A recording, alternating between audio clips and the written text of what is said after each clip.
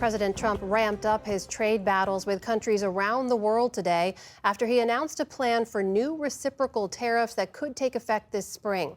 The tariffs would match the tax rates that other countries charge on American-made imports for allies and adversaries alike. And the president insisted the tariffs would collect so much money they would help reduce the debt. They say this is going to be the thing that makes our country really prosperous again.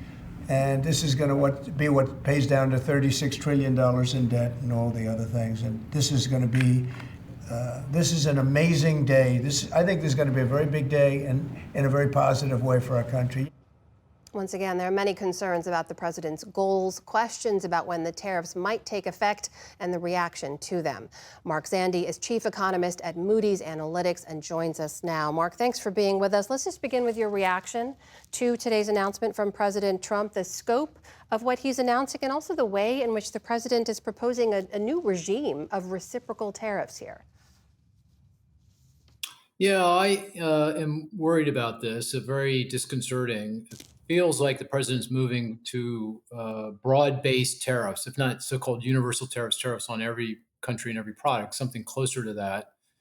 And I think that's a problem. It means higher inflation for U.S. consumers. It's a tax on American consumers. I mean, just to give you a sense of the magnitude of that, just the tariffs on Chinese imports into the U.S., the 10% tariff that President Trump just imposed, if sustained, that will reduce the real purchasing power of the typical American family by between $200 and $250 a year. So just do the arithmetic. The impacts will be very serious.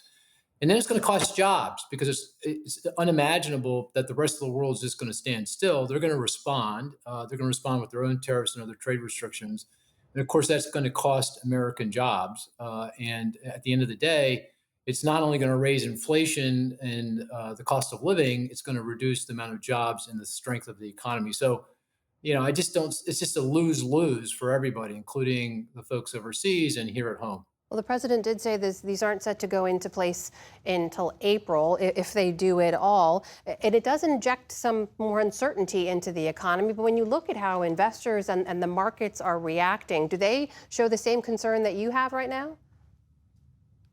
Not yet. They don't believe. I think investors don't quite believe that the president's going to follow through on the tariffs that he's articulated, because he hasn't, right? They're on again, they're off again. This country, that country, this product, that product. Hard to know. And I think investors are convinced, at least to this point in time, that the president's not going to follow through. But if the president actually does follow through, I think see a clear reaction in the stock market. In fact, you can go back to the tariffs that the president imposed in his first term. Lots of really good research that was done by the New York Fed, for example, that shows the impact on businesses in terms of profitability, in terms of jobs, and also in terms of the impact on the stock market. So, buckle up. I think if the president actually follows through, and again, who knows? But if he does, I think the stock market is going to take it on the chin. Well, you've heard the White House argument for these tariffs from the president and from his economic advisors that these tariffs serve to even out trade imbalances with other countries, and that if there is short-term pain in any way, they say overall, over the long term, it will lead to greater productivity and lower prices for American consumers. Does that argument make sense to you? Is that grounded in anything we've seen before?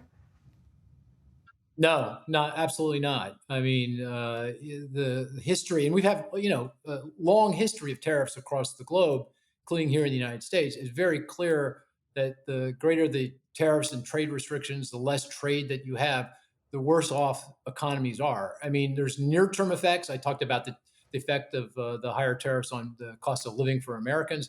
There's longer-term effects. I mean, it reduces the competition in markets, which makes productivity lower, slower, and ultimately reduces the standard of living of everybody. And again, it's a lose-lose. It's not like someone wins, someone loses. In the grand scheme of things, everyone's going to lose here. So to argue the alternative is I think, in the face of historical experience. Mark, we should point out President Trump is not the first president to employ and levy reciprocal tariffs. What is different to you about the way this president is using them to presidents in the past?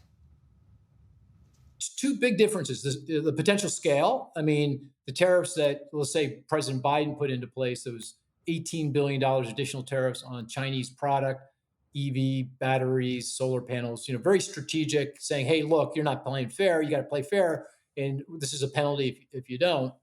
In the case of President Trump, again, a lot of uncertainty here, but President Trump is talking about broad scale tariffs across the board. And the second thing, the uncertainty. Just think about all the switches and changes and this tariff, that tariff, it's on again, it's off again. I'm going to impose tariffs on this and on that. I think businesses are getting dizzy with all that. How can you make a large investment decision, a hiring decision, if you don't know what the tariffs will be? By the way, on the other important point in terms of the uncertainty is these are being done under executive order. It's not legislation. It's not like Congress voting and saying, hey, I want to raise these tariffs. It's the president imposing them. So if I'm a business person seeing that, I know that those tariffs can go away with another executive order, and certainly the next president could change them. So if that's the case and I'm making a decision about an investment that's going to last 10, 15, 20 years, I'm just not going to do it because I just don't know what those tariffs are going to be, and I don't know what it means for my business. Mark Zandi is chief economist at Moody's Analytics. Mark, thank you. Good to speak with you. Thank you.